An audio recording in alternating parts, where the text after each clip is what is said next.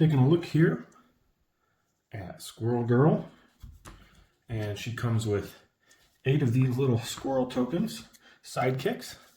Squirrel Girl is a melee hero with 13 health and 2 move, for squirrels also are melee, and like I said, there's 8 of them. The ability is, at the start of your turn, summon a squirrel in a space adjacent to Squirrel Girl. Squirrels are small fighters. Do not start with any squirrels on the board. So small fighters. Opposing fighters may move through them, and they may move through opposing fighters. A small fighter may share a space with another fighter, including opposing fighters. Small fighters are considered adjacent to spaces they are in and to fighters they share a space with. So a small fighter may attack an opposing fighter in their space and vice versa. Up to 4 small fighters may share the same space in addition to any other. If a small fighter takes damage, all small fighters of the same type in that space take an equal amount of damage. So, if a squirrel takes any damage, it and all other squirrels in its space are defeated. Taking a look here at the cards, this is her only attack. Squirrel Girl is called Kick Butts, 3 copies. During combat, increase the value of this card by +1 for each squirrel adjacent to the opposing fighter.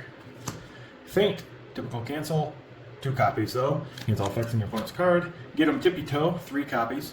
After combat, summon 2 squirrels in any space. Squirrel Girl only, 3 value versatile. Here we got a 4 value versatile. Squirmish, 2 copies. After combat, summon a squirrel in Squirrel Girl's space. Then place Squirrel Girl in any space in her zone. The Unbeatable Squirrel Girl, there are 2 copies, 4 value versatile.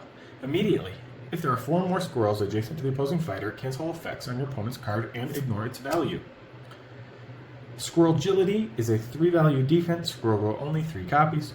After combat, move Squirrel Girl up to 3 spaces. She may move through sidekicks. Do not count movement for spaces containing sidekicks. Then getting into the schemes, 2 copies of Eat Nuts. Squirrel Girl recovers 2 health. Summon a squirrel in a space adjacent to Squirrel Girl. Network of Spies, 1 copy. Look at an opponent's hand and choose 1 card for them to discard. If one of their fighters is adjacent to 4 or more squirrels, choose 2 cards instead. Horde of Squirrels, 2 copies. Choose a space with 4 or more squirrels adjacent to it. Deal 2 damage to a fighter in that space. Call of the Mild, 2 value versatile, any card. 3 copies. During combat, if there are 4 or more squirrels in your fighter's zone, the value of this card is 4 instead. After combat, if you won the combat, draw 2 cards. Getting into the squirrel cards that they can play, 2 copies of Fuzzball Special with 3 value attack. Move each squirrel up to 3 spaces. And then the last one, the squirrel only 2 value attack, 3 copies. Bite of Steel. During combat, if there are 4 or more squirrels in the opposing fighter's zone, the value of this card is 5 instead. So as Squirrel Girl, what are you going to want to be doing? It seems nice that you have 8 sidekicks here, but they don't really have much attack value. They have these 2 cards. They definitely don't have defense. This is their only defense card. This any that they are able to use. And there has to be 4, and it can be canceled easily. And if there are 4 or more squirrels in your fighter zone, it's a 4, and if you win the combat, you draw 2 cards. But do you really want to keep a squirrel alive? Is it worth it? Guess you'll have to determine that for yourself during the game state. But oftentimes, it's not worth it. Most times, I would say. So at the start of your turn, you do get to summon a squirrel in a space adjacent to Squirrel Girl. And they can share spaces, and 4 of them can be in a space. So you're going to be getting squirrels out every turn, but it's just not enough if the opponent is actively getting rid of them on their turns. Because you can't play a long game, and if they're killing off your squirrels, your card effects suddenly become unusable. For example, this card, Kick Butts, it increases by +1 for each squirrel adjacent to the opposing fighter. Well, if you have 8, 9, it could be a 9. Are you going to get a 9? Probably not, because they're going to cancel it.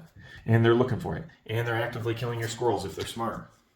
Okay, that's your only attack card in your deck. Then we have Feint, just typical Feint, but note that you only have 2 of them. Get 'em Tippy Toe could be handy in any of these that let you summon a squirrel, and then maybe you can attack after with something to be able to get that effect and get more value out of your cards is nice if she can pull this off.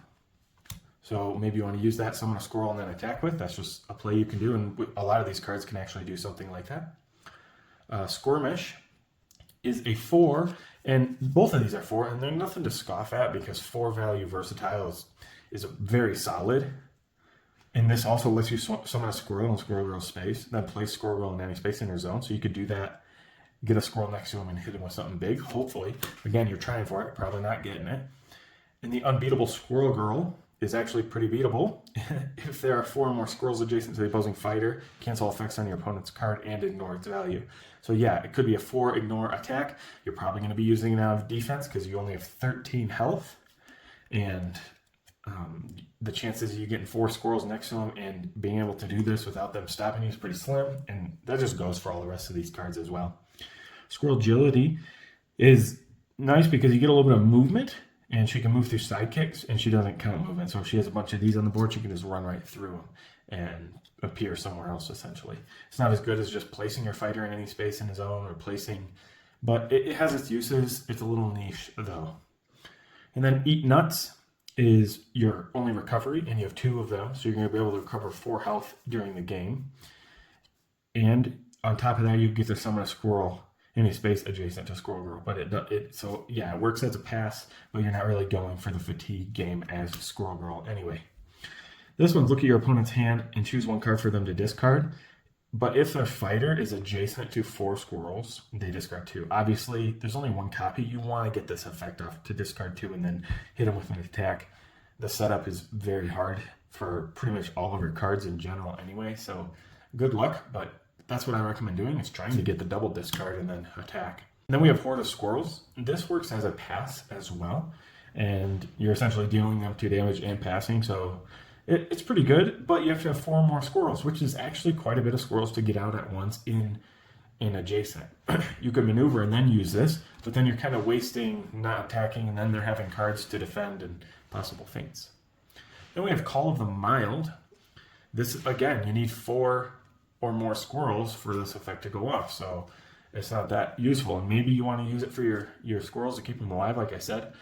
And the after comment is only if you win, you draw 2 cards. So you got to make sure you win if you want to keep your card draw up, and you definitely want to keep it up. And then we're going to look here now at the Squirrel Sidekick only cards.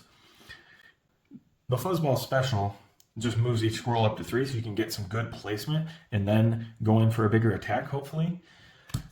That's the best you can do with it, and hope for the best. Bite of Steel becomes a 5 if there's 4 more squirrels. Again, with that caveat of having 4 squirrels adjacent to the opposing fighter. Or in this case, 4 or more squirrels in the opposing fighter's zone, so it's a little bit easier. But still, they can see it coming. Overall, Squirrel Girl has a lot of options, but pretty much if they feint any of these, you're not doing well. You're not going to be doing so hot. So you have your squirrels. If they feint it, not good. If they feint your kick butt, which is pretty much your only big attack, you're really not getting much either. Opponents can easily deal with your squirrels and shut your whole gameplay down. If they're not doing that, you have a chance. If they are doing that, it's going to be a struggle for you. I would recommend not piling up these sidekicks, 4 in one spot, because when they attack, all of them will die in that same location as accordance to the rules. And so I recommend spreading them out. You do need them in certain zones and certain adjacency. So characters like Dracula that can just come in and kill them with a scheme effect is insane, and he's healing when he does that. And certain other characters, like even if you summon one every turn, Medusa could kill one every turn if they're in her zone. So the trade-off isn't great for characters with ping damage or area effect damage, or cards that run through, like Stallion Charge from Yenenga. So she just suffers a lot because of that. She just can't get squirrels out enough fast enough to be able to take out the opposing fighter, and they pretty much get to control your squirrels. It seems like you're controlling your squirrels, but they do. My advice for her would be to just try your best, really. What else can you do? You don't have that great of resources, and it's pretty predictable, and they can easily deal with you and your squirrels. If you can get in there and summon enough squirrels and bypass their cancels in big defense values or things like that, or their AoE effects and schemes, then you'll be doing great. So that's just what you got to strive for the entire game. getting your squirrels out and attacking, making sure that you're placing wise, because placing is going to be important. I don't know if it's going to help you that much, but it's going to be one of your most important things to do. I hope that helps you understand Squirrel Girl and how to play her a little bit better here in Unmatched.